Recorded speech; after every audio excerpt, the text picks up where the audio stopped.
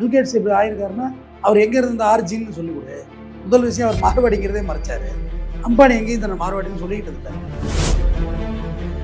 Car ஏன்டா வாங்கணும்னு நினைச்சேன். அந்த மார்வாடி பற்றி தெரிஞ்சிட்டு இருக்கு. அது சைக்காலஜி ஆஃப் மணிங்கிற ஒரு புக்கை படித்த பிறகு உண்மையிலேயே சொல்கிறாரு, கூச்சமாக இருக்குது இந்த காரு பைக்கு என்னோட கேஜெட் எல்லாம் வச்சுக்கிட்டு. எந்த மார்வாடி கார் வச்சுருக்காங்க? அவங்க நினைச்ச சிங்கிள் செக்கில் கார் வாங்குவாங்க. 1.5 கோடி ரூபா கார் இருந்தாலும் சரி, 1 கோடி ரூபா கார் இருந்தாலும் சிங்கிள் செக்கில் வாங்குவாங்க. ஆனால் வாங்க மாட்டாங்க. ஆனால் உங்களை கார் வாங்க சொல்லுவாங்க.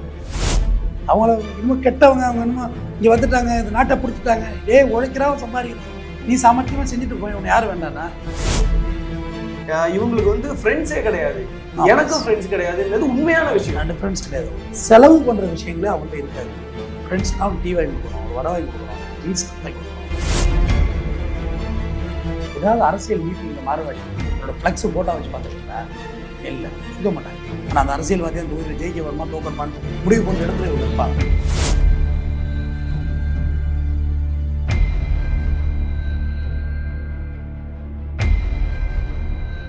லகரம் நேயர்கள் அனைவருக்கும் வணக்கம். இப்போ வந்து பார்த்தீங்கன்னா தமிழ்நாட்டில் ஒரு ஹாட்டான ஒரு டாப்பிக்காக வந்து ஒரு விஷயம் வந்துட்டு மாறி இருக்கு. என்ன மாதிரி இருக்குன்னா, தமிழ்நாட்டில் வந்து மார்வாடிகளோட ஆதிக்கம் வந்து அதிகமாக ஆயிட்டு இருக்கு அப்படின்னு வந்துட்டு ஒரு வழக்கறிஞர் சொன்னதுக்கு அப்புறம் அது வந்து பயங்கரமா வந்துட்டு பூமாக ஆரம்பிச்சிருச்சு. அண்ட் வந்து பாத்தீங்கன்னா ஏதோ ஒரு விஷயத்தை எடுத்தா அது வந்து நம்மளோட அடையாளமா நம்ம வாழ்க்கையில வந்து மாறிக்கிட்டே இருக்கணும் அப்படின்னு சொல்லிட்டு சொல்றதை தாண்டி உண்மைகளை கரெக்டா நேர்மையா வந்து சொல்லக்கூடிய நம்மளோட RS தமிழ்வேந்தன் வழக்கறிஞர் அவர்களை வணக்கம் சார். வணக்கம் சார், எப்படி இருக்கீங்க? நல்லா இருக்கு, நல்லா இருக்கு. இன்ட்ரோ பார்த்தோன்னே சிரிச்சிங்க, சந்தோஷம். அண்ட் வந்து பாத்தீங்கன்னா தமிழ்நாட்டுல மார்வாடிகள் கலாச்சாரம் வந்து அதிகமாயிடுச்சு.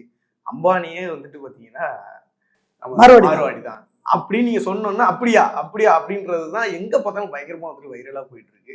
சோ அதுக்கு என்ன அம்பானியே மார்வாடி தான். ஏன், எதை வச்சு சொல்றீங்க? இல்ல, அதுக்கான ஆதாரங்கள் இருக்கு. பில்கேட்ஸே மார்வாடி தான். பில்கேட்ஸ் இந்தியா வம்சாவழி. அவரு கமலா ஹாரிஸுக்கு இங்க கொடி பிடிக்கிறான்ல, அவங்க திருவாரூர் தான் அவங்க சொந்த ஊரு. திருவாரூர் ஏன் ஊரு? ஆமா, திருவாரூர் தான் அவங்க சொந்த ஊரு. பக்கத்துல இப்ப கூட கோயில்ல போய் இதெல்லாம் நடத்துனாங்க. அது மாதிரி தோத்துட்டாங்கன்னு சொல்லி நம்ம கை தட்டணும், சந்தோஷப்பட்டோம்.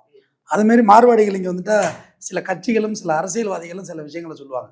மார்வாடி வந்துட்டான், எல்லாத்தையும் பிடிச்சிட்டான், செஞ்சுட்டான், வச்சுட்டான்னு. அவங்ககிட்ட நல்ல விஷயத்த சொல்லிக் கொடு, நல்லதை சொல்லிக் கொடு, நல்லதை எடுத்துப்போம்.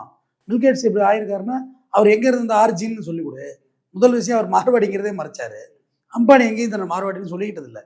ஆனால் எடுத்து போய் பாருங்க, விக்கிமீடியாவில தான் இருக்கு. ஓகே. ஆனா பில்கேட்ஸ் வந்து யூதர்கள்ல இருந்து வந்திருக்காங்க, யூதர்களுக்கும் மார்வாடிக்கும் ஒரு கனெக்ட் இருக்கு அப்படின்னா அப்படி ஒரு ரவுண்ட் அடிக்கிறாங்களா? மார்வாடிங்கிறது வேற. இவங்க ராஜஸ்தான் பூர்வீகம் கொண்டவங்க, மார்வார்னு ஒரு பகுதியை சார்ந்தவங்க. மார்வாடிங்கிறது ஒரு வார்த்தை தான், ஜெயின்னு ஒரு வார்த்தை இருக்கு. மார்வாடிங்கிறது ஜாதி நேம். தமிழ் பேசுறோம், நீங்க ஒரு ஜாதியா இருப்பீங்க, நான் ஒரு ஜாதியா இருப்பேன், தம்பி ஒரு ஜாதியா இருப்பாரு, அந்த பொண்ணு ஒரு ஜாதியா இருக்கும். ஜாதி வேற வேற. ஆனா பட் மொழி தாய்மொழி இதா இருக்கு. அது மாதிரி அவங்களுடைய பிசினஸ் வேர்டு பாத்தீங்கன்னா சேடு, பிசினஸ் டேம், சேட்டு சேட்டு சேட்டு சேடு சேட்டு இப்படின்னு கூப்பிடலாம். அது அவங்களோட பிசினஸ் டேம். கண்டிப்பா சார். அண்ட் வந்து பாத்தீங்கன்னா அந்த ஒரு டாப் பொசிஷன்ல நீங்க சொன்னீங்க பில்கேட்ஸ்ல இருந்து இப்ப இருக்கிற பொட்டி கடை வரையும் அவங்க வந்ததுக்கு என்ன ரீசன் அப்படி சொல்லிட்டு நினைக்கிறீங்க? ஏதோ ஒரு இடத்துல அவங்களோட ஒரு தனியான ஒரு உழைப்புன்றதை தாண்டி ஒரு ஏதோ ஒரு சீக்ரெட் ரகசியம் இருக்கும். டிசிப்ளின். டிசிப்ளின் தான், வேற ஒண்ணுமே இல்லை. நீங்க சொன்னது வந்து எனக்கு இன்னொரு மிகப்பெரிய ஒரு ஆச்சரியம் என்னன்னா, இவங்களுக்கு வந்து ஃப்ரெண்ட்ஸே கிடையாது, எனக்கும் ஃப்ரெண்ட்ஸ் கிடையாதுன்றது உண்மையான விஷயம். ரெண்டு ஃப்ரெண்ட்ஸ் கிடையாது. ஏன் அந்த மாதிரி எல்லாம் இருக்க மாட்டாங்க? செலவு பண்ற விஷயங்களே அவங்கள்ட்ட இருக்காது. ஃப்ரெண்ட்ஸ்னா டீ வாங்கி கொடுக்கணும், ஒரு வடை வாங்கி கொடுக்கணும், ட்ரிங்க்ஸ் வாங்கி கொடுக்கணும், பைக் ஓசி கேட்பான், அவன்கிட்ட காரு ஓசி கேட்பான், இல்லை உன் வீட்டுல இருந்து கறிகறி எடுத்து சமைச்சு கொண்டு கொடுக்கணும். இது எந்த விஷயமும் அவன்கிட்ட கிடையாது, எதுவுமே இருக்காது. மார்வாடியை பொறுத்தவரை அவங்க தனியாக தான் இருப்பாங்க. உங்களோட எதுலேயுமே அவங்க பகிர்ந்துக்க மாட்டாங்க. நீங்கள் போயிட்டு உங்கள் வீட்டுக்கு இன்வைட் பண்ணுங்க, அவங்க வரமாட்டாங்க உங்கள் வீட்டு ஃபங்க்ஷனுக்கு. ரெஜி நேற்று நீங்கள் கொடுத்தீங்க, நான் போய் முக்கியமான வேலையாக மாட்டிக்கிட்டேன், வர முடியலன்னு தான் சொல்லுவாங்க. அவங்க வச்சிருக்க எல்லாமே பார்த்தீங்கன்னா மல்டி யூஸாக தான் இருக்கும். இப்போ நம்ம பைக்கு, நீங்கள் என்ன பைக் வச்சுருக்கீங்க? நான் வந்து பல்சர். நான் ஜாவா வச்சுருக்கேன். அம்மாஞ்சலிக்கு பிரயோஜனமாக அந்த வண்டினால பல்சரில் எதிர்த்தாப்புல ஒரு மூட்டை வைக்க முடியுமா? வைக்கிட்டு கீழே விழுந்துடும். நம்மளோட புள்ளை தூக்கி வச்சா கீழே விழுந்துடும். எந்த பிரயோஜனமும் கிடையாது. பின்னாடி ஒரு ஆள் உட்காரலாம், அது 2 பக்கம் போட்டு உட்காந்துருக்கோம். கேர்ள் ஃப்ரெண்டு வேணா உட்காந்துக்கலாம். அதே உன் பொண்டாட்டி புள்ளியோட உட்கார முடியாது. ஏன்னா ஒன் சைடாக உட்கார முடியாது அந்த வண்டியில். அதில் காம்பேக்ட் கிடையாது. இப்போ ஜாவாவில் ஒருத்தன் தான் உட்காரவே முடியும், இன்னொருத்தர் உட்காரத்துக்கு இடமே இல்லை. வைத்தியக்கார மாதிரி வாங்கி வச்சிருக்கோம். அதெல்லாம் இதனால என்ன யூஸ்? அவங்கள்ட்ட போங்க. கைனட்டிக் கொண்டா இருக்குல்ல, இந்த ஆக்டிவா. நம்ம ஊர்ல டிவிஎஸ் 50 ஒரு பைக் இருந்தது, அதெல்லாம் மல்டி யூஸ் வண்டி. அவங்க வச்சிருக்க வண்டி பூரா மல்டி யூஸ் தான் இருக்கும். உதாரணத்துக்கு ஹோண்டா ஆக்டிவா, அந்த சீட்டை திறந்தாக உள்ளுக்குள்ள ஒரு குடலே வைக்கலாம், ஒரு 5 லட்சம் பணத்தை வச்சு பூட்டிடுவாங்க, 100 பவுன் நகையை வச்சு பூட்டுவாங்க. மழையில் நனையாது, முக்கியமான ஃபைல்ஸு பேப்பர்ஸு எல்லாத்தையும் அதுக்குள்ளே வச்சு பூட்டிக்கலாம். சென்டரில் ஒரு எந்த தொழில் பண்ணுறாங்களோ அந்த தொழிலோட பாக்ஸ் கிட்டத்தட்ட ஒரு 200 கிலோ கூட தாங்கும், அவ்வளோ பெரிய பாக்ஸ் உள்ளே வச்சிடலாம். இல்லை ஃபேமிலியோட போனால் பின்னாடி பொண்டாட்டி உட்கார வச்சிருவோம், ஃப்ரண்ட்டில் அந்த குழந்தை நின்று பிடிச்சிக்கும், பத்திரமா சேஃபாக இருக்கும், அதிக வேகம் போகாது, சின்ன சந்துக்குள்ளே பூந்து போகும். இந்த மாதிரி தான் அவங்க கால்குலேஷனும் இருக்குமே. இப்போ நான் கார் வச்சுருக்கேன், கார் ஏன்டா வாங்கணும்னு நினச்சேன். இந்த மார்வாடி பற்றி தெரிஞ்ச பிறகு, அந்த சைக்காலஜி ஆஃப் மணிங்கிற ஒரு புக்கை படித்த பிறகு உண்மையிலேயே சொல்கிறேன், கூச்சமாக இருக்குது. இந்த காரு பைக்கு என்னோட கேஜெட் எல்லாம் வச்சுக்கிறதுக்கு ரொம்ப சந்தோஷமாக இருக்குது. இதெல்லாம் எதுக்கு? இதெல்லாம் அனாவசியமான விஷயம், தேவையில்லாத பொருள்களை. விவேகானந்தர் சொல்லியிருக்காரு, தேவையில்லாத பொருள்களை நீ வாங்கினாய் என்றால் தேவையுள்ள அவசியமான பொருளை இழப்பாயின்னு இருக்காரு. கண்டிப்பா விவேகானந்தர். இதெல்லாம் வாங்கி வச்சுக்கிட்டு கடனை கட்டிக்கிட்டு டியூவை கட்டிக்கிட்டு எந்த மார்வாடி கார் வச்சிருக்காங்க சொல்லுங்க? நீங்க வாங்க, நான் அழிச்சுட்டு போறேன். கார் கிடையாது அவங்கள்ட்ட. அவங்க நினைச்ச சிங்கிள் செக்கில் கார் வாங்க முடியும். 1.5 கோடி ரூபா கார் இருந்தாலும் சரி, 1 கோடி ரூபா கார் இருந்தாலும் சிங்கிள் செக்கில் வாங்குவாங்க. ஆனால் வாங்க மாட்டாங்க. ஆனால் உங்களை கார் வாங்க சொல்லுவாங்க. ஜெய் இந்த மாடல் நல்லா வந்திருக்கு, வாங்கிக்கங்க, இந்த லோன் போட்டுடலாம், ஃபுல் லோன் போட்டுடலாம். நீ டியூ கட்டினா தானே, எங்கே இருந்து கட்ட போகிறேன்? கட்ட முடியாது, இல்லை 10 டியூ கட்டுவேன், கட்ட முடியாது, வண்டியை சீஸ் பண்ணிடுவாங்க, முடிஞ்சு போச்சு. மறுபடியும் அந்த வண்டி இன்னொருத்தவங்க சேல்ஸ் பண்ணுவாங்க அதே ரேட்டுக்கு. ஃபஸ்ட்டு ஒரு ரேட்டுக்கு சேல்ஸ் பண்ணாங்களா அதே ரேட்டு தான் இன்னொரு வட்டி. ஏன்னா நீ லோன்னே ஆன்னு வாய்ப்பிழந்துருவேன். கடன் கொடுக்குறா, நம்ம எதாக இருந்தாலும் இறங்கி கடன் தானே தம்பி, அது திருப்பி கட்டணும் தம்பி. ஐயோ திருப்பி கட்டணும், அதை எக்ஸ்ட்ரா வேற சேர்த்து அமௌண்ட் போட்டு கட்டணும், வட்டி கட்டணும். அவங்க பண்ணுற தொழில் மழை பெஞ்சானே வெயில் அடித்தானே. இப்போ மழை வருது இல்லை, மழை வந்து சரியான மழை பெய்யுது தம்பி. நான் ரொம்ப ஃபீல் பண்ணுறேன். ஏன்னா எங்கள் ஊர் பயிரெல்லாம் முழுகி போச்சு, எதுக்கும் ஆகாது அது. அடுத்து வெயில் அடித்தாலும் வருத்தப்பட்டேன் தன்னால, ஐயோ ஒரே வெயிலாக இருக்கே, பயிருக்கு தண்ணியே இல்லைன்னு. அவன் கவலையே படுறதில்லை. ஏன்னா அந்த மாதிரி வேலையே செய்யறதில்லை, அந்த மாதிரி வேலையே செய்யறதில்லை. மணி டு மணி கேம் தான். இந்த கோல்டு ஒரு மோதிரம் இருக்குது, இந்த செயின் இருக்குது, வச்சாச்சு, அடை எழுதியாச்சு. இது 1 லட்ச ரூபா விற்கும். இந்த செயின்னா 80,000 90,000 பணம். அது மேக்ஸிமம் உங்களுக்கு 2 காசு வட்டி. அதை என்ன செய்வாங்க, நேரம் கொண்டு பேங்க்ல வைப்பாங்க. 75 பைசா இன்ட்ரெஸ்ட்டுக்கெல்லாம் பேங்க் இருக்குது. அதுவே பாதி பேருக்கு தெரியல, இங்கே அதுக்கு இன்ட்ரெஸ்ட் பேங்க் இருக்குது, அங்கே கொண்டு வைப்பாங்க. வச்சுட்டு அந்த பணத்தை வாங்கிட்டு வந்துடுவாங்க. 1 ரூபா கூட அவங்க பணம் கிடையாது. கேம் விளையாடுறது உங்கள் பணம் தான். ஓ நகைக்கு நீ வட்டி கட்டிட்டு இருக்க, அவங்க கொண்டு போய் பணத்தை வாங்கிட்டு வந்துடுவாங்க. 2,000 ரூபா 1 லட்ச ரூபாய்க்கு நீங்கள் வட்டி கட்டுறேன்னா, உதாரணத்துக்கு புரிதலுக்கு அவங்க 1000 ரூபா தான் வட்டி கட்ட போகிறாங்க. அப்படி பார்த்தா 1000 ரூபா கெயின் தானே. ஆனால் அவங்களோட முதலீடும் இல்லை, ஜீரோ. ஒரு சின்ன 0% உழைப்பு மட்டும்தான் இருக்கு, ஒன்றுமே இல்லை. சின்ன நாலேஜ் கூட ரொம்ப தேவையில்லை. இந்த நகை ஒரிஜினலாக இல்லையான்னு பார்க்க தெரிஞ்சா போதும். அது நகை ரொம்ப வருஷமாக பயன்படுத்துகிற ஆளுகளுக்கு எளிமையாக தெரியுது என்ன நகைன்னு. அது போக நகை என்ன மதிப்பீடுன்னு கண்டுபிடிக்க 15 நாள் கோர்ஸ் 30 நாள் கோர்ஸ் எல்லாம் இருக்குது, கற்றுக்கலாம். இல்லை ஒரு வயசான நகை 10 உட்கார வச்சுன்னா போதும், குறைவான சம்பளம் போதும், அவங்க உட்காந்துப்பாங்க, பார்த்துக்கலாம். இது யாராவது நம்ம செய்கிறோமா? கிடையாது. காரணம் குயிக் மணிங்கிறது நம்மளோட மைண்ட் செட்டு. 10 லட்ச ரூபா இன்வெஸ்ட் பண்ணால் மாதம் 20,000 ரூபா தான் வட்டி உள்ளே வரும். வர்றதே 20,000 உள்ளே வரும். ஆனால் நம்ம அப்படி இல்லை, 10 லட்சமே டைரெக்டாக சம்பாதிக்கணுங்கிறது நம்ம மைண்ட் செட்டு. இது நம்ம இளைஞர்கள் தயவு செய்து, நான் உண்மையிலே இது எத்தனாவது முறை பேசுகிறேன்னு எனக்கு தெரியல, ஆனால் ஒரு முறை ஏதோ மாறுபட்ட கருத்து என்றது வந்துக்கிட்டே இருக்கு. அந்த கருத்துக்குள்ள நம்ம இளைஞர்கள் புரிஞ்சுக்கணும், எல்லாமே குயிக் மணி. நம்ம ஏன் நகை அடவு வைக்க முடியாதா? நம்ம ஏன் வைக்கிறது கிடையாது? சாதாரண வைக்கலாம். இது வந்து ஒரு இப்ப நீங்க சொன்னதுக்கு அப்புறம் நிறைய இளைஞர்களுக்கு இது பார்த்து டிசிப்ளின் ரொம்ப முக்கியம். இந்த 2000 ரூபாய் வட்டி எடுத்துக்கு போய் நீ பெட்ரோல் போட்டு டீசல் போட்டு பொண்டாட்டியோட போய் கூத்தடிச்சு வந்துட்டா காலி, ஆட்டங்காலி, லாபம் இருக்காது. அந்த இடத்துல ஆசை வேணாம், தேவை மட்டும் யூஸ் பண்ணா போதும்னு. பிஸ்னஸ் பண்ணணும். பிஸ்னஸ் காலையில் 9 மணிக்கு ஷாப் தரங்க, மதியம் 1 மணிக்கு பிரேக்கு, மேலே தான் வீடு இருக்கும், மார்வாடி வீடு, வேற எங்கேயும் இருக்காது. போங்க, இன்னில இருந்தாலும் பாருங்க. அவங்கள இன்னமும் கெட்டவங்க, அவங்க என்னமோ இங்கே வந்துட்டாங்க, இந்த நாட்டை பிடிச்சிட்டாங்க, உழைக்கிறான் சம்பாதிக்கிறான், நீ சாமர்த்தியமாக செஞ்சுட்டு போய் உன்னை யார் வேண்டானா? நீ போய் கமலா ஹாரிஸ் அங்கே ஜெயிச்சா இங்கே கைத்தட்ட முடியும், கொடி பிடிக்க முடியுது. நம்ம பூரா வளைகுடா நாடுகளில் வேலைக்காரங்களாம் நம்ம தான் இருக்கோம், தொழிலாளிகளாகவும். பல பேருக்கு முதலாளியெல்லாம் ஆயிட்டாங்க வளைகுடா நாடுகளில். நம்ம இந்தியன் ஆர்ஜின், தமிழ் ஆர்ஜின்னு. நான் என்ன சொல்கிறேன், மதியம் 1 மணிக்கு முடியுதா, மேலே போயிடு, சாப்பிட, நல்லா தூங்கணும், ரெஸ்ட் எடு, ஒரு 2 மணி நேரம் ரெஸ்ட் எடுத்து உன்னை யார் மறைச்சா? நல்லா தூங்கிட்டு வா, 3 மணிக்கு வந்து கடையை தர்றேன், நைட்டு 9 மணி வரையுது, போய் கடை சாப்பிட்டு வீட்டுக்கு போ. ஒயின் ஷாப் பக்கம் போயிடாத, கடை சாப்பிட்டு நேராக ஒயின் ஷாப் போனீங்கன்னா போக வேண்டியதா, பொங்கலோ பொங்காதான். வர இன்புட் கம்மி, அவுட்புட் அதிகம். இது நம்மளுடைய சைக்காலஜி. இன்னொன்று ஒரு தர்க்கம் ஒன்று பேசுவாங்க கமெண்ட் பாக்ஸில், நண்பர்களுக்கு வேண்டியது. சொல்லு, ஒரு வாட்டி தானே பிறந்திருக்கோம், என்ன ஜாலியாக இருந்துட்டு போட்டி தானே, ஒரு வாட்டி தான் பிறந்திருக்கும். கடங்கார நாயை சாகக்கூடாதுல்ல, கண்டிப்பா கடனை வாங்கி வச்சுட்டு பூரா கூப்பிடாதுல, செத்துட்டான்டான்னு. அதெல்லாம் இல்லை, சேமிப்பு இல்லை, savings. Psychology of money book நீ வித்து தள்ளிட்டு வாங்கி படிச்சுட்டேன். வள்ளுவன் சொல்லாதெல்லாம் அதில் ஒன்றும் சொல்லலை தம்பி. இதில் வள்ளுவன் இதெல்லாம் நமக்கு அளக்கரிய கருத்தெல்லாம் சொல்லிட்டு போயிட்டான். சேமிப்புங்கிற ஒரு விஷயமே நம்மள்ட்ட உள்ளவே வரல, கத்துக்கவே இல்லை. நீங்க ரீசெண்டா தெரியல, நீங்க சொன்ன இதே புக்கை, இது அரசியல் சார்ந்து நான் சொல்றேன், இதே புக்கை அரவிந்த் சாமி ஒரு 10 நாளுக்கு முன்னாடி ரெஃபர் பண்றாரு. அதே புக்கை நீங்களும் ரெஃபர் பண்றீங்க. நீங்க பார்த்ததுக்கு அப்புறம், நீங்க சொன்னதுக்கு அப்புறம் நிறைய பேர் அதை வாங்கி படிப்பாங்க. கண்டிப்பா நான் ஃபர்ஸ்டா இருப்பேன். கண்டிப்பா சைக்காலஜி ஆஃப் மணி வந்து புக்கு, அது புக்கு வெளியிட்ட பல வருஷம் ஆச்சு. அதை இப்பதான் சொல்றாரு, இது ரொம்ப நாளாச்சு. அவர் இதை கூட அவர் சொன்னாதான் கேட்கணுங்கிற கண்டிஷன்ல இருக்கா. இதை கூட அவர் சொன்னதோடு தான் கேட்கணும்னா எப்படி, என்ன பண்றது? அப்புறம் பரவாயில்ல, அந்த மனுஷன் நல்ல மனுஷன், ஒரு விஷயத்தாவது நல்லது சொல்லியிருக்காரு. கண்டிப்பா சார். அண்ட் இன்னொரு கேள்வி என்னன்னா, நீங்க சொன்னப்ப எனக்கு வியப்பாவும் இருந்தது, அதே நேரத்துல வந்து ஒரு ஆச்சரியம் இருந்தது. என்னன்னா, எந்த ஒரு கேஸ்லயுமே மார்வாடிகள் வந்து வந்ததே இல்லை. ஏன்னா அவங்க பினான்சியலா நீங்க சொல்ற மாதிரி மணி வச்சிருக்காங்க. மணி வச்சா கண்டிப்பா அவங்க கோர்ட்டு கேஸ் இந்த மாதிரி வந்துதான் ஆகணும். அதுவும் அவங்க பண்ற தொழிலும் அந்த மாதிரியான தொழில், பணம் கொடுக்கலன்னா கம்ப்ளைண்ட் ஆகும், இந்த மாதிரிலாம் விஷயங்கள் இருக்கு. எப்படி இதை மேனேஜ் பண்றாங்க? இத்தனை வருஷம் சர்வீஸ்ல நீங்க பார்த்ததே இல்லைன்னு சொன்னதுக்கு என்ன? சூப்பர், நல்ல கேள்வி.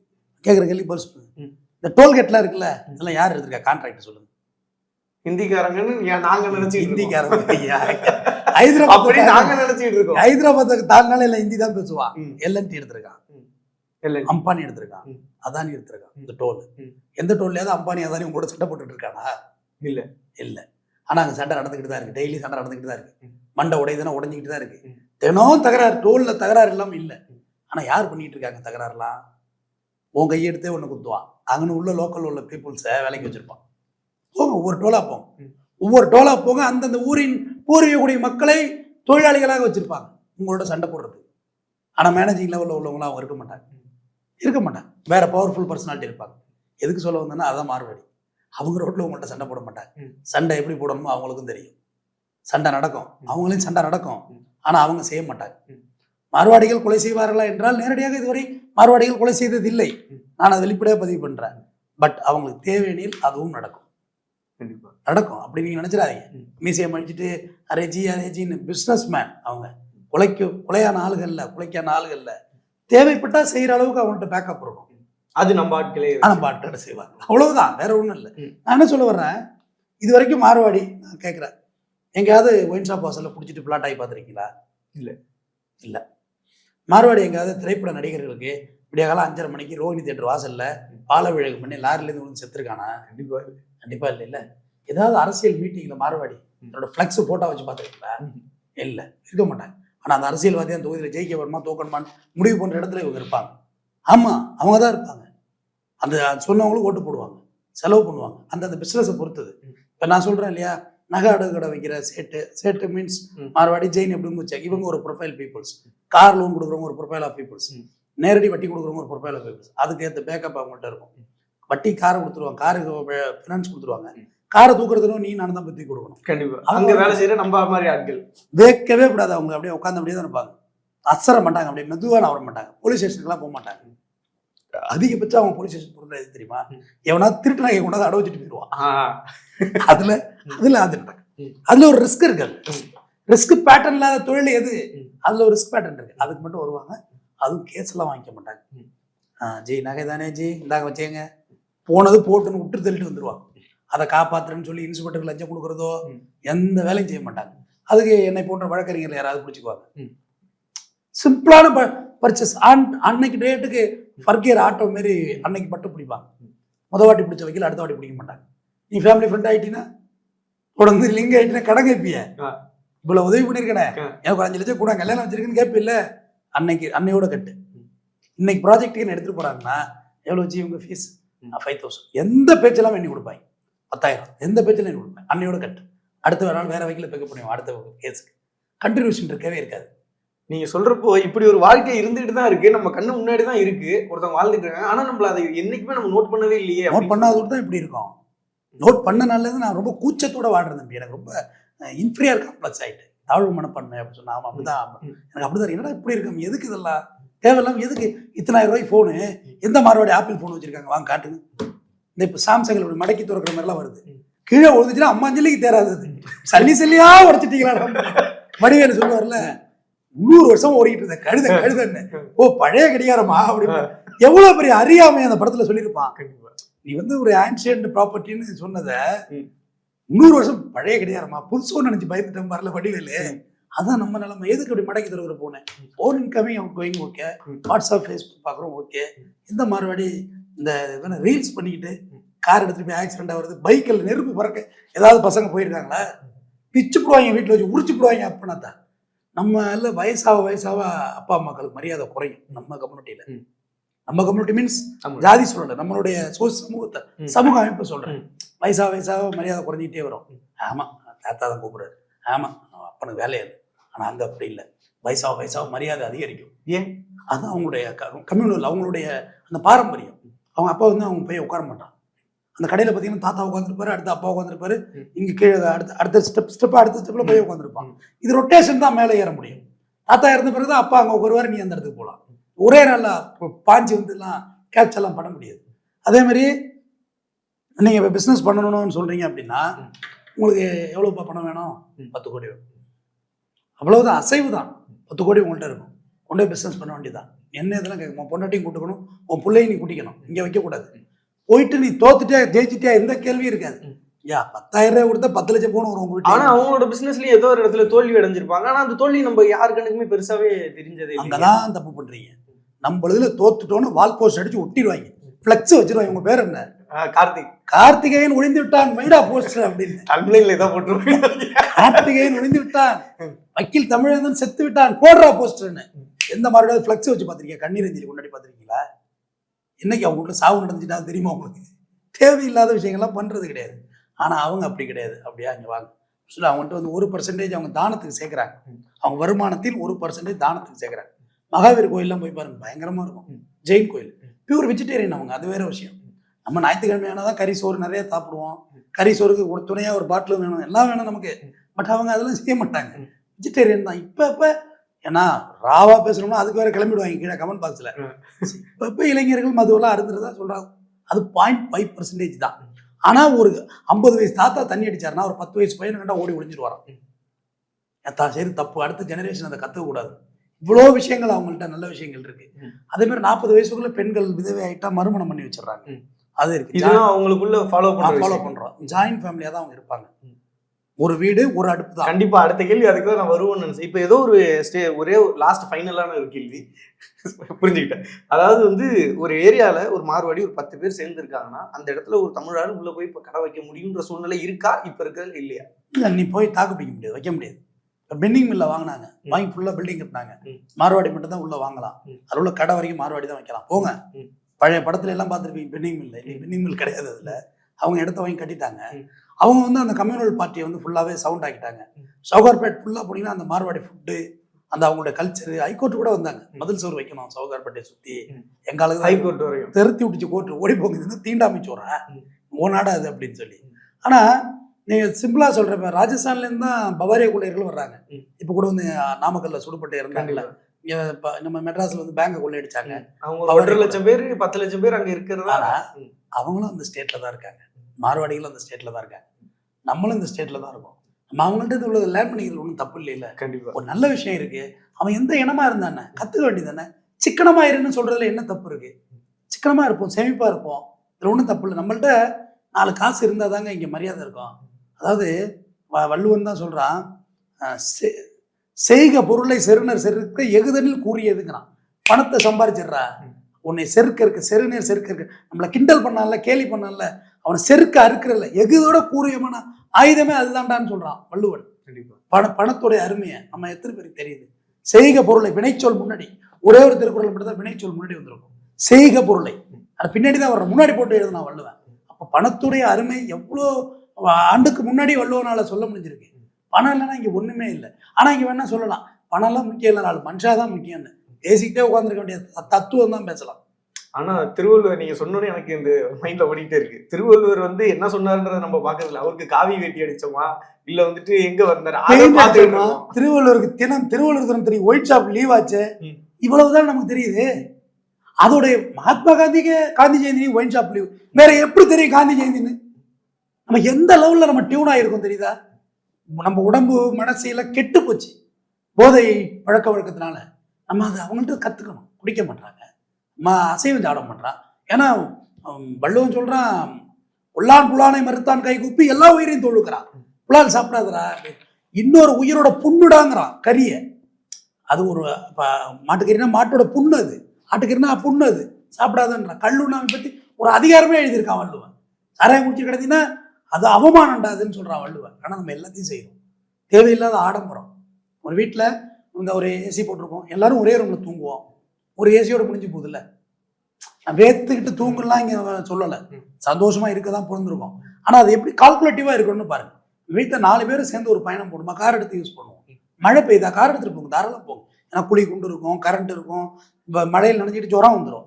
தேவைக்கு ஏற்ற வேலைகளை செய்யணும். எமோஷனல் சைக்காலஜி பண்ணில இது இருக்கு. எமோஷனலுக்காக செலவு பண்ணாதீங்க. மறுபடி இதை செய்ய மாட்டாங்க. மறுபடி அவங்க வீட்டில் அவங்க யாருக்கும் உடம்பு சரியில்லைன்னா அழைச்சிட்டு போகிறாங்கன்னா அவங்க வேலை இருந்தால் வேலையெல்லாம் பார்த்துட்டு தான் கடைசி அதை வைத்தியம் பண்ணி அழைச்சிட்டு போவாங்க. எடுத்த எடுப்பில் நம்மள பேர் வைத்தியம் பண்ணிட்டு ஐயோ என் பொண்டாட்டிக்கு உடம்பு சரியில்லை, இவன் என்ன MBBS படித்த மாதிரி நான் கூடவே இருந்து வெந்நீர் வச்சு கொடுத்துட்டு போகிறோம். அது வீட்டில் இருக்க வேலைக்காரங்க செய்ய போகிறாங்க. இதில் என்ன இருக்குது? நம்ம வேலையை பார்க்கணும்ல. ஆனால் நம்ம வேலையை மட்டும் பார்க்கல. மாறுவாடி அடுத்தவருக்கு அதையே பேசுவதில்லை. இன்னைக்கு போங்க தம்பி, நான் வேணா ஜொல்லு படுத்துட்டு போங்க, போய் அடவு வைக்க போங்க. நல்லா எனக்கு தெரிஞ்ச எல்லா மாறுவாடியும் எனக்கு 15 வருஷம் 20 வருஷம் பழக்கம். நான் இந்த டேட்டாவெல்லாம் அவங்கள்ட்ட தான் கலெக்ட் பண்ணது. எல்லாமே புரிஞ்சு அவங்க சொன்ன உடனே இந்த கைக்கீழில் வந்து தெரிஞ்சுதான். அப்போ அடவு வைக்கிறீங்களா, அடவு வச்சுட்டு எல்லாம் பேசிட்டு அப்புறம் என்னாச்சு அப்படின்னு பேசுவாப்புல. சும்மா இல்லை, லைட்டாக பிஸ்னஸ்க்காக மட்டும்தான் சிரிப்பாங்க. அதுக்கு மேலே சிரிக்க மாட்டாங்க. பல்லெல்லாம் தெரியாது. சிரிக்க வச்சு நீங்கள் ஒரே ஒரு ஜோக்கு சொல்லுங்க, மாறுவாடி சிரிச்சிடறாங்களான்னு பார்ப்போம். நான் சிரிச்ச மாதிரி சிரிச்சிடணும். வாய்ப்பு இல்லை, வாய்ப்பு இல்லை ராஜா, வாய்ப்பு இல்லை. நோ, வாய்ப்பு இல்லை பிரதர், வாய்ப்பு இல்லை பிரதர். அப்படிதான் ப்ரோ, வாய்ப்பு இல்லை ப்ரோ. அப்போ சிரிக்க மாட்டாங்க. சினிமா கதை பேச மாட்டாங்க.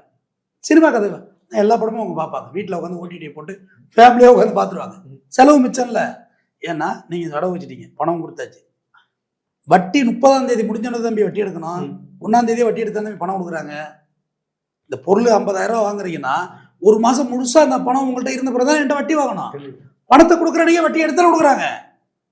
இல்லை ஜி ரவுண்டா வேணும் 50,000னாக்க 52,000 போட்டு வட்டி எடுத்துக்கிட்டு 50,000 ரவுண்டா கொடுப்பாங்க. அப்போ கூட கடன் சதவீதம் அதிகரிச்சிடும். சாதாரண விஷயங்க அடவு கடை. Best business. மழை பெஞ்சானா வெயில் அடிச்சானா எதை பற்றியும் கவலை கிடையாது. வட்டி ஏறிக்கிட்டே இருக்கும். நீ தூங்குனான செத்தான பொழைச்சான வட்டி ஏறிக்கிட்டே இருக்கும். உன் பொருள் ஏறிட்டே இருக்குது. ஒரு வருஷத்துல நான் 11 மாசத்துல ஏலம் விட போறேன். பொருள் என்கிட்ட ஏலம் விடக்குள்ள எனக்கு லாபம் தானே. 1 வருஷம் கழிச்சு போனாலும் மாறுபடி உங்களுக்கு பணம் கொடுப்பாங்க தெரியுங்களா? ஜி இந்த வட்டியெல்லாம் இதில் ஏற்றியாச்சு, கழிச்சாச்சு, இது புது பில்லு மேற்கொண்டு இருந்தாங்க உங்களுக்கு 2,000 ரூபா. ஏன்னா நகை வேலை ஏறி தான் இருக்கும். போன வருஷம் டிசம்பர்ல வித்த வேலை இந்த வருஷம் டிசம்பர் நகை விற்கிதா? கண்டிப்பா 6,000-7,000 ரூபா பக்கம் ஏறி நிற்குது நகை. அவங்க பிசினஸ் பூரா இதான் செய்வாங்க. இப்போ மாறுவாடிகள் மளிகை கடையெல்லாம் வைக்கிறாங்க. பப்ளிக் கம்யூனிகேஷன் உள்ள தொழில் அவங்களுக்கு செட் ஆகாது. மளிகை கடை வச்சா கடன் கொடுத்து தான் ஆகணும். ஆனால் அவங்க ஹோல்சேல் வைக்கிறாங்க. ஹோல்சேலில் கடன் கிடையாது, ரீட்டைலில் கடன் கொடுத்து தான் ஆகணும். அதை ஏன்னா ரீட்டைலில் உங்கள்கிட்ட பேசி ஆகணும், கடன் கொடுத்தாகணும், ஒரு பொருளோட விலையை சொல்லணும். அதெல்லாம் அவங்களுக்கு பிடிக்காது, அதிகமாக பேசுறதில்ல. நகை அடவு வைக்கிறீங்கல்ல, வச்சுட்டு நீ கிளம்புற இதை மொக்க போட்டுக்கிட்டீங்கன்னா இப்படி குனிவாங்க, இப்படி குனிவாங்க, வேற ஏதாவது பணத்தை எண்ணுவாங்க, டிராவை திறப்பாங்க, யூனிட்டி ஷோகேஜ் இந்த இருக்கிற 4 கவரிங் நகையை தட்டி விட்டு வைப்பாங்க. நீ ஏன் புரிஞ்சுக்கணும், வெளில போடா நான் ஏன்னு சொல்றது அவங்க சொல்லுவாங்க. கண்டிப்பா நம்ம என்ன செய்வோம், இருங்க சத்த நேரம் நம்ம வர்ற வரையும் பேசிட்டு இருக்கேன். எதுக்கு பேசணும்னு நினைப்பாங்க. எதுக்கு உன்கிட்ட பேசணும், வச்சியில் அட வச்சியில் கிளம்பி போன்னு சொல்ல மாட்டாங்க. நம்ம என்ன செய்வோம், நோஸ் கட் பண்ணுவோம். வேலை கொஞ்சம் கிளம்புறீங்களா பார்ப்போமா, அதெல்லாம் அவங்க சொல்ல மாட்டாங்க. நீ எப்பவும் உட்காந்துரு.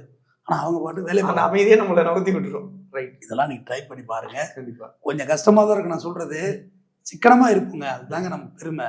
நம்ம நபிகள்லாம் எங்க சொல்றாரு குரான்ல, உங்கள் குழந்தைகளை செல்வந்தர்களாக விட்டு செல்லுங்கிறாரு. 4 கல்யாணம் 5 கல்யாணம் பண்ணீங்கன்னா அவங்க சொல்லலை. அடுத்த பேட்டி இஸ்லாமியர்களை பத்தி நான் பேசி தர்றேன். இது வழி வழியா உள்ள நாடார்களை பத்தி பேசி தர்றேன். கண்டிப்பா இன்று இது போதும். நான் கண்டிப்பா சார் மார்வாடி அவர்களோட வாழ்க்கையை பத்தி டைரக்டா இவர் தாக்கி பேசுறாரு அப்படின்னு சொல்லிட்டு ஒரு சைடு வந்தாலும் இதுதான் உண்மைன்னு சொல்லி சொன்னதுக்காகவே தமிழ் வந்தேன் சார், எப்பவும் தமிழ் வந்தேன் சார் அப்படி சொல்லிட்டு இந்த நிகழ்ச்சியை நிறைவு செய்கிறேன். நன்றி சார். நன்றி.